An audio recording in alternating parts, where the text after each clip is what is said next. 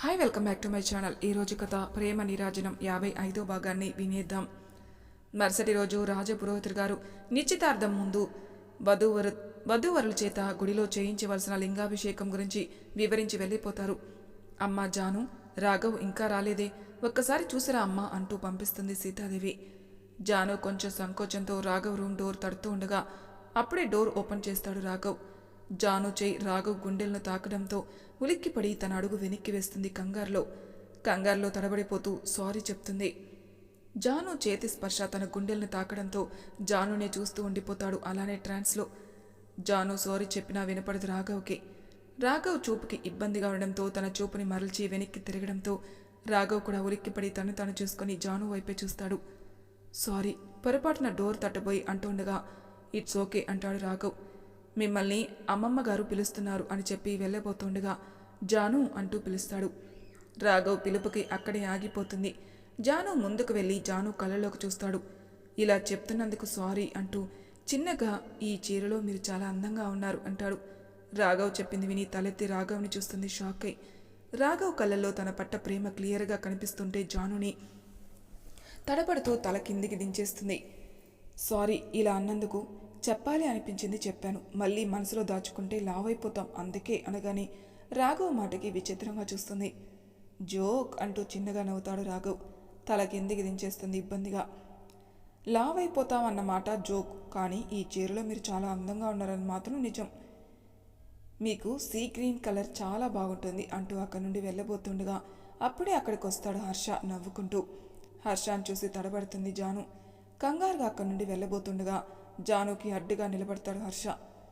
Wrong టైంలో వచ్చాను అర్థమైంది, బట్ కరెక్ట్ మాట చెప్పారులే రాఘవ్ గారు.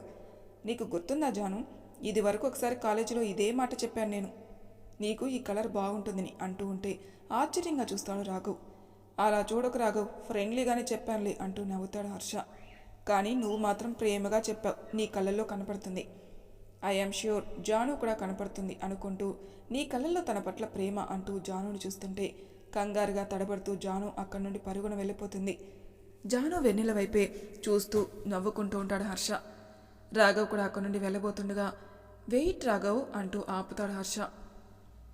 జాను అంటే సిగ్గుపడింది, మీరు కూడానా అంటూ రాఘవ్ని చూస్తుంటే హర్ష నుండి తప్పించుకుని వెళ్ళిపోతాడు హర్ష. ఇద్దరిని చూసి నవ్వుకుంటూ ఉంటాడు. దూరం నుంచి ఇదంతా చూసి కోపంగా వస్తుంది మేనక. మీకు కొంచెం కూడా కామన్ సెన్స్ లేదా అనుకుంటా కదా అనగాని అర్థం కాక నిలబడి ఆశ్చర్యంగా చూస్తాడు మేనకాని.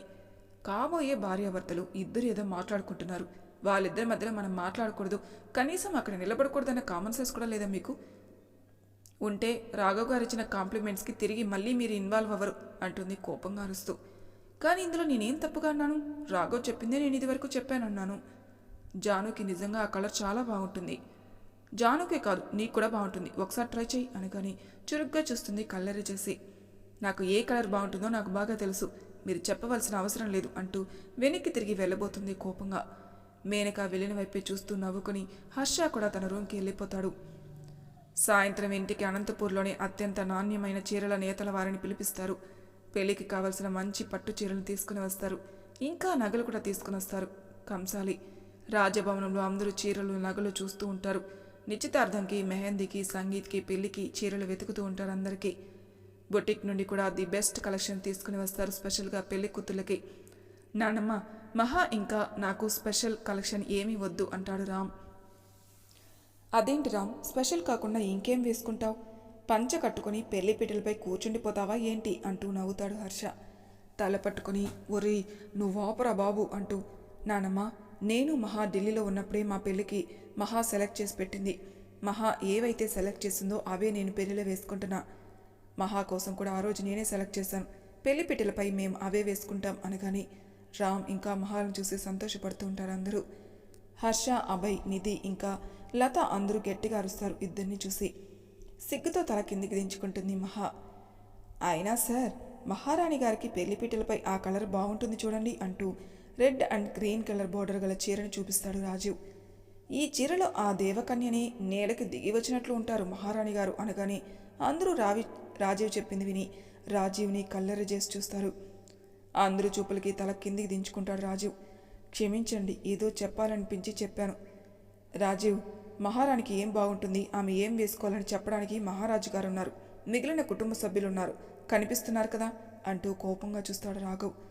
సారీ సార్ అంటూ వెనక్కి అడుగు వేసి నిలబడతాడు రాజీవ్. ఇట్స్ ఓకే రాఘవ్, తను కేవలం మహాని దృష్టిలో పెట్టుకొని మాత్రమే చెప్పాడు. థ్యాంక్స్ రాజీవ్, నువ్వు సెలెక్ట్ చేసిన చీర అయితే చాలా బాగుంది, కానీ పెళ్లికి చీర మాత్రం సెలెక్ట్ జరిగిపోయింది. ఇంకా రమ్య ఇంకా జానుకి చీరలు సెలెక్ట్ చేయాలి అంటాడు రామ్. వేణు, రమ్యకి, రాఘవ్, జానుకి చీరలు సెలెక్ట్ చేస్తారు. Blue and pink border sari రమ్యకి, shining gold colour navy blue colour border శారీని జానుకి సెలెక్ట్ చేస్తాడు రాఘవ్. మిగిలిన కార్యక్రమాలు కూడా చీరలు సెలెక్ట్ చేస్తారు. వధూవరులు చీరల సెలెక్షన్ తర్వాత మిగిలిన వారికి చీరలు సెలెక్ట్ చేసుకుంటూ ఉంటారు. ఒక్కొక్కరు తమ తమ పార్ట్నర్స్కి చీరలు సెలెక్ట్ చేసుకుంటూ ఉంటారు. మేనక దగ్గరగా వెళ్ళి నిలబడతాడు హర్ష. చిన్నగా, నేను చెప్పినట్టు మీరు ఆ sea colour and pink border పట్టు శారీ చూడండి, మీకు చాలా అందంగా ఉంటుంది అనడంతో చురుక్కుమన్న కళ్ళతో చూస్తూ అక్కడి నుండి దూరంగా వెళ్ళిపోతుంది మేనక. మేనక, నీకు ఏ చీర సెలెక్ట్ చేసుకున్నావు అంటుంది తన తల్లి. ఏం తోచడం లేదమ్మా అంటూ అన్నీ చూస్తుంది, కానీ ఏమీ అంత చిక్కదు. అందరూ ఒక్కో చీర సెలెక్ట్ చేస్తారు కానీ ఏ చీర అన్నది క్లారిటీగా సెలెక్ట్ చేసుకోలేకపోతుంది. ఏమైందక్క, ఏం నచ్చడం లేదా? అవును మహా, అన్ని చీరలు బాగున్నాయి, ఏది సెలెక్ట్ చేయాలనేది అర్థం కావడం లేదు. అన్నీ బాగుంటే అన్నీ తీసుకోండి, ఏ చీరైనా మీకు బాగుంటుంది అంటాడు హర్ష నవ్వుతూ. హర్ష మాటలకి ఆశ్చర్యంగా చూస్తారు అందరూ హర్షని. మేనకాకి కోపం వస్తూనే ఉంటుంది, కానీ రామ్ ఫ్రెండ్ కాబట్టి అనుకుంటూ తన కోపాన్ని కంట్రోల్ చేసుకుంటుంది. అక్క, ఈయనేంటి అందరి ముందు నీకు డైరెక్ట్గా లైన్ ఇస్తున్నారు అంటూ చిన్నగా అంటుంది చెవిలో లత. లతని కళ్ళెర చేయడంతో లత నోరు మూసేస్తుంది. అన్నీ నచ్చాయని అన్నీ తీసుకోలేరు కదా హర్ష గారు అంటూ కళ్ళతోనే కోపంగా చూస్తూ మహా వైపు చూస్తుంది మేనక. మహా, నువ్వే ఏదైనా ఒకసారి సెలెక్ట్ చేయి. కానీ అక్క, నేనా, ఎలా అంటూ కంగారు పడుతూ ఉంటుంది మహా. నువ్వే సెలెక్ట్ చేయి, నా చెల్లి మా మహారాణి నాకు ఏ చీర అయితే సెలెక్ట్ చేస్తుందో ఆ చీరని మా మహారాణి పెళ్లిలో నేను కట్టుకుంటాను, ఇది ఫైనల్. సెలెక్ట్ చేయి మహా, నా కోసం. ఇంకా ఏమనలేక సరే అంటూ మేనక కోసం చీరలు సెలెక్ట్ చేస్తూ ఉంటుంది మహా. మహాకి ఒక చీర నచ్చి తీసుకుని ఆ చీరను తీసి మేనక చేతిలో పెడుతుంది. ఈ sea colour and pink border పట్టు శారీ నీకు చాలా బాగుంటుంది అక్క, నువ్వు ఇదే కట్టుకో పెళ్లిలో అనగాని కళ్ళు రెండింతలు చేసి పదే పదే చీరని చూసి హర్షాన్ని చూస్తూ ఉంటుంది. కనిరెప్పలు ఎగిరేసి నవ్వుతాడు హర్ష మేనకాని చూసి. మొహం ఓ మాదిరిగా పెడుతుంది. ఏమైందక్క అలా చూస్తున్నావు, ఈ చీర నీకు నచ్చలేదా అంటుంది మహా. అదేం లేదు మహా, చీర చాలా బాగుంది, నువ్వు సెలెక్ట్ చేసావు కాబట్టి ఇంకా అందంగా ఉంది, ఈ చీరనే నేను పెళ్లిలో కట్టుకుంటా అంటూ మిగిలిన చీరలు కూడా చూస్తూ ఉంటుంది. ఎవరి లైఫ్ పార్ట్నర్స్ వాళ్ళకి చీరలు సెలెక్ట్ చేస్తూ ఉంటే బాధగా చూస్తూ ఉంటుంది పద్మ. లోపల వాసుని తలుచుకొని బాధపడుతూ ఉండేది. పద్మ, నీకోసం ఏం సెలెక్ట్ చేశావు అంటుంది వసుంధర. అది అంటూ తన కళ్ళలో ఉబ్బికి వస్తున్న కన్నీటిని బలవంతంగా ఆపుకుంటూ, నాకు మీరే ఏదైనా సెలెక్ట్ చేయండి అమ్మా, ఏదైనా పర్లేదు అంటూ అక్కడి నుండి లేవబోతుండగా పద్మ కన్నీటిని గమనిస్తాడు రామ్. పద్మ, ఆగు అంటూ ఆపుతాడు. నా చెల్లి కోసం చీరని నేనే సెలెక్ట్ చేస్తాను అంటూ చీరలన్నింటినీ చూస్తాడు రామ్. అందులో నుండి ఒక అందమైన పర్పుల్ విత్ పింక్ బార్డర్ శారీని సెలెక్ట్ చేసి పద్మ ముందు ఉంచుతాడు. నా చెల్లెలికి, ఈ రాజకుటుంబానికి వారసుని ఇవ్వబోతున్న మహాలక్ష్మికి ఈ చీర అంటూ పద్మ చేతుల్లో చీరని పెడుతూ ఉంటే ఇంకా తన కన్నీటిని ఆపలేక కన్నీటిని విడుస్తూ చీరని తీసుకుని రామ్ ఎదపై వాలిపోతుంది. అన్నయ్య అంటూ పద్మాని తన గుండెలకి హత్తుకొని ఓదార్చుతూ ఉంటాడు. నువ్వు వద్దు అనుకున్న వాడి గురించి బాధపడుతూ నిన్ను ఇంతగా ప్రేమిస్తున్న మా అందరినీ మర్చిపోతావా పద్మ? వాడు చేసిన మోసానికి కాదు, ఇంతమంది ప్రేమను గుర్తుపెట్టుకో, వాడి మోసం ఇంకా నీకు గుర్తుకు రాదు సరేనా అంటుంటే అంటూ తలోపి ఏడుస్తూ రామ్కి దూరంగా జరుగుతుంది. మా మంచి పద్మ అంటూ ఇంక నీకు చీరలు సెలెక్ట్ చేయాలి అంటూ చీరలు చూస్తూ ఉంటారు. ఒక్కొక్కరు ఒక్కో చీర సెలెక్ట్ చేస్తూ ఉంటారు పద్మకి. అందరి ప్రేమను చూసి సంతోషంతో కన్నిటిని జారవిడుస్తుంది. చీరల సెలక్షన్ తర్వాత పెళ్లి నగలు సెలెక్ట్ చేస్తూ ఉంటారు అందరూ. సెలక్షన్ అంతా కంప్లీట్ కావడంతో అందరూ ఎవరి గదిలోకి వారు వెళ్ళిపోతారు. రాజీవ్ని పిలుస్తాడు రామ్. రాజీవ్, పెళ్లికి అమ్మని చెల్లెల్ని తీసుకునిరా, ఈ చీరల వారికి అంటూ కొన్ని చీరలు ఇస్తాడు. అందులో రాజీవ్ మహా కోసం సెలెక్ట్ చేసిన చీర కూడా ఉంటుంది. అక్క ఉంది అన్నావు కదా, ఈ చీర అక్కకివ్వు అంటూ ఇచ్చి వెళ్ళిపోతాడు.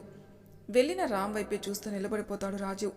మేనక తన రూమ్ వైపే వెళ్తూ ఉంటుంది. మేనకాకి అడ్డుగా వచ్చి నిలబడి నవ్వుతూ మేనక కళ్ళలోకి చూస్తూ ఉంటాడు హర్ష. చూసావా, నేను చెప్పినట్టే మహా కూడా నీకు ఈ కలరే బాగుంటుంది అంది. నేను సెలెక్ట్ చేసిన చీరనే నువ్వు పెళ్లిలో కూడా కట్టబోతున్నావు. చిన్న మిస్టేక్, మీరు సెలెక్ట్ చేసింది కాదు, నా చెల్లి మహా సెలెక్ట్ చేసిన చీర అంటూ కోపంగా చూస్తూ అక్కడి నుండి వెళ్ళిపోతుంది. మేనక వెళ్ళిన వైపే చూస్తూ నవ్వుకుంటూ ఉంటాడు. ఇంట్రెస్టింగ్ గర్ల్ అంటూ నవ్వుకుంటూ వెనక్కి తిరిగిన హర్ష ఎదురుగా ఉన్న వేణుని చూసి తన అడుగు అక్కడే ఆపేస్తాడు. 2 చేతులు కట్టుకొని నిలబడి చూస్తూ ఉంటాడు వేణు. వీడికేంటి ఇలా బుక్ అయిపోయాను, ఏం విన్నాడో ఏంటో అనుకుంటూ చిన్నగా నవ్వి వెనక్కి అడుగు వేస్తూ తప్పించుకునే చూస్తాడు. ఏంట్రా తప్పించుకునే ప్రయత్నం అంటూ ఉంటే తన అడుగు అక్కడే ఆపేస్తాడు. వెనక్కి తిరిగి పల్లెకిలించి నవ్వుతూ అబ్బే అదేం లేదే, కొంచెం వర్క్ ఉంది అందుకే అంటాడు. హర్ష ముందుకొచ్చి నిలబడతాడు వేణు. అంటూ ఏం వర్క్రా, మేనకాని లవ్లో ఎలా దించాలని వర్క్నా అనగాని స్టన్ అయి నిలబడిపోతాడు హర్ష. రేయ్ ఏమంటున్నావు, అలా ఏం లేదు, నువ్వు ఏదో అంటూ ఉండగా ఖాతాలు చెప్పకరా అంటూ భుజంపై చెయ్యి వేస్తాడు. నిజంరా బాబు, అలా ఏం లేదు, నేను చాలా క్యాజువల్గానే తనకు ఆ కలర్ బాగుంటుందని చెప్పాను. కానీ నాకెందుకు, నువ్వు మేనకాని ఇష్టపడుతున్నట్టు అనిపిస్తుందిరా, ఒక్కసారి ఆలోచించు అన్నాడు. మేనకాతో మాట్లాడుతున్నప్పుడు నీ ఫేస్ నేను గమనించాను, నాకెందుకో నీకే ఆ ప్రేమ అర్థం కాలేదు. ఒక్కసారి రూమ్కి వెళ్ళి నీకు నువ్వే 1కి 10 సార్లు ఆలోచించి అర్థం చేసుకో, మేనక పట్ల నీకున్న అభిప్రాయం అర్థమవుతుంది. వేణు చెప్తుంటే మేనక ఆలోచనలో మునిగిపోతాడు హర్ష. మేనక చాలా మంచి అమ్మాయి, తనే మాత్రం వదులుకోవద్దు అని అంటా అనుకున్నావా అనుకని ఒక్కసారి హర్ష ఉలిక్కిపడి మేనక ఊహ నుండి బయటకు వస్తాడు. ఏంటి అంటూ. మేనక నా చెల్లికి దూరంగా ఉండు, లవ్ గివ్ అన్నావనుకో నీ మక్కలు ఇరుగుతాయి అంటుంటే నోరు కళ్ళు అప్పగించి చూస్తూ నిలబడతాడు. ఇకపో ఇంకా అంటూ వెనక్కి తిరిగి నవ్వుకుంటూ వెళ్ళబోతుండగా వేణును పట్టుకుని వీపు మీద గట్టిగా చితకబోతాడు హర్ష. రే వదలరా అంటున్నా వదలడు. ఇంకోసారి నా దగ్గర పిచ్చి వేషాలు చేశావనుకో నీ చెల్లి మేనక మెడలో తాళి కట్టి నీ తాడు తీస్తా వెదవా అంటూ కోపంగా చూస్తూ వెళ్ళిపోతాడు హర్ష. హర్ష వెనుక నవ్వుకొని తన రూమ్కి వెళ్ళిపోతాడు. వేణుని కొట్టవడం వల్ల అలసిపోయి బెడ్పై వాలి కళ్ళు మూసుకున్న హర్షకి తన కళ్ళ ముందు మేనకానే కనపడుతూ ఉంటుంది. వేణు మాటలు పదే పదే తన చెవులకి వినపడుతూ ఉంటే చిన్నగా చిరునవ్వు అలుముకుంటుంది మేనకాని తలుచుకొని. ఇల్లంతా కోలాహలంతో నిండిపోతుంది. మరుసటి రోజే నిశ్చితార్థం కావడంతో అందరూ చేతికి మెహందీ పెట్టుకుంటూ ఉంటారు. కానీ పెళ్లి కూతురికి మాత్రం స్పెషల్గా గోరింటాకు తీసుకుని రమ్మంటుంది సీతాదేవి. ఈ రోజుల్లో ఎవరు గోరింటాకు పెడుతున్నారు అమ్మమ్మగారు, అందరూ కూడా తమ చేతుల్లో మెహందీ డిజైన్స్ చూసి మురిసిపోతూ ఉంటే అంటుంది లత. పిచ్చిపిల్ల, కాలంతో పాటు మనుషులు ఎంత మోడర్న్గా మారినా గోరింటాకు మహత్వం మాత్రం ఇంకా అలానే ఉంటుంది. పచ్చని చెట్టు నుండి తీసిన ఆకుల్ని అలానే నూరి ఆ ముద్దని అరిచేతుల్లో పెట్టుకుంటూ వచ్చే సువాసన, అది పండిన తర్వాత ఆ చేతిని కడిగిన తర్వాత ఎర్రని మందార రేకుల్లా విరబూస్తున్న అందమైన మన చేతుల్ని చూసుకుంటుంటే ఈ ప్రపంచంలో ఉన్న అందమంతా మన అరిచేతుల్లో అలరిస్తున్నట్టే ఉంటే మన మనసుకు కలిగే అందం ముందు ఆ ఎండబెట్టి వాటిని పొడి చేసి ముద్ద చేసి ఒక రేకులో వేసి దాన్ని గీతలుగా చేతిపై గీసుకుంటే కలిగే అందం రెండు వ్యర్థమే. గోరింటాకు పండే విధానంలో మన బంధాలు బాంధవ్యాలతో మనకు ఉన్న ప్రేమ ఆప్యాయతలు బయటపడతాయి. అది ఈ డిజైన్స్లో కనపడదు, అర్థమైందా అంటుంటే సీతాదేవి చెప్పింది విని అందరి ముఖంలో చిరునవ్వు విచ్చుకుంటుంది. క్లాప్స్తో గోలగోల చేస్తారందరూ. అమ్మమ్మ గోరింటాకు గురించి చాలా చక్కగా వివరించి ఈ కాలం జనాలకి గోరింటాకు మహత్వాన్ని తెలియజేశారు, సూపర్ అంటూ హత్తుకుంటుంది మహా. సరే త్వరగా టైం అవుతుంది అంటూ అందరికీ గోరింటాకు పెడుతూ ఉంటారు. మహా నీ అరిచేతిని ఇలా ఇవ్వు అంటుంది మేనక. ఒక్క నిమిషం మేనక అంటాడు రామ్. నువ్వేంటిక్కడ, ఇది ఆడవాళ్ళకి సంబంధించింది, వెళ్ళు అంటుంది సీతాదేవి. లేదు నానమ్మ, ఈరోజు గోరింటాకు మహాకి నా చేతితో నేను పెడతాను అనగానే అందరూ ఆశ్చర్యంగా చూస్తారు. రామ్ కళ్ళలో మైమరిచి చూస్తూ ఉంటుంది మహా. అందరూ కూడా ఆశ్చర్యంగా రామ్నే చూస్తారు. మేనక ఆ గోరింటాకు నాకు ఇవ్వు అంటూ తీసుకుని మహా చేతికి పెట్టబోతూ ఉండగా ఆగరా అంటాడు వేణు. ఏంట్రా నీ ఒక్కడికేనా నా చెల్లి పట్ల ప్రేమ ఉన్నది, ఏం మాకు లేదా నీ చెల్లి పట్ల ప్రేమ అంటూ లతా దగ్గరకు నుంచి నీ గోరింటాకు తీసుకుని వేణు కూడా రమ్య ముందు కూర్చుంటాడు. అందరూ వేణుని చూసి నవ్వుకుంటారు. ఏం మీ ఇద్దరికైనా మీ భార్యలంటే ప్రేమ ఉండేది, రాఘవ్ జాను పట్ల ప్రేమ లేదనుకున్నారా ఏంటి అంటూ నిధి నువ్వొక్కసారిలే అంటూ గోరింటాకు తీసుకుని రాఘవ్ చేతిలో పెడతాడు హర్ష. కంగారుగా ఒకరినొకరు చూసుకుంటూ ఉంటారు జాను ఇంకా రాఘవులు. అందరూ కూడా హర్ష పనికి నవ్వుకున్నా మనసులో మాత్రం ఇద్దరిని ప్రేమగా దగ్గరగా చూడాలని అనుకుంటున్నారు. రాఘవ్ గారు నువ్వెందుకు తగ్గడం అంటూ ముందుకు పంపిస్తాడు ఆ అబ్బాయి కూడా. అవును రాఘవ్ పెట్టు అంటూ పంపుతుంది సీతాదేవి. సీతాదేవి చెప్పడంతో సరే అంటూ జాను ముందు వెళ్ళి కూర్చుంటాడు రాఘవ్. జాను వెచ్చని ఊపిరి తనకు తగులుతుంటే రాఘవ్ మనసుకి చాలా ఆనందంగా ఉంటుంది. కానీ జానుకు మాత్రం కొంచెం ఇబ్బందిగా అనిపిస్తూ ఉంది. రమ్య చేతిని తీసుకుని వేణు గోరింటాకు పెడుతూ ఉంటే వేణు కళ్ళలో చూస్తూ ఉంటుంది రమ్య ఆనందంతో. మహా అరిచేతిని తీసుకుని గోరింటాకు పెడుతూ ఉంటాడు రామ్. మీకు గోరింటాకు పెట్టడం కూడా వచ్చారా అంటుంది చిన్నగా. ఏ చిన్నప్పటి నుండి నా వెంట తిరిగి నా గురించి తెలుసుకుంటూ ఉన్నావు, నీకు తెలీదా నాకు వచ్చా రాదా అన్నది? ఆయన శ్రీమతికి గోరింటాకు పెట్టేందుకు స్పెషల్గా ట్రైనింగ్ తీసుకోవాలా ఏంటి? భార్యని అమితంగా ప్రేమించే ప్రతి భర్తకి తానంతటా అదే వచ్చేస్తూ ఉంటుంది. ఎవరూ నేర్పరు అంటూ గోరింటాకు పెడుతూ ఉంటాడు రామ్. అందరినీ చూస్తూ ఒక ఆలోచన తడుతుంది మేనకాకి.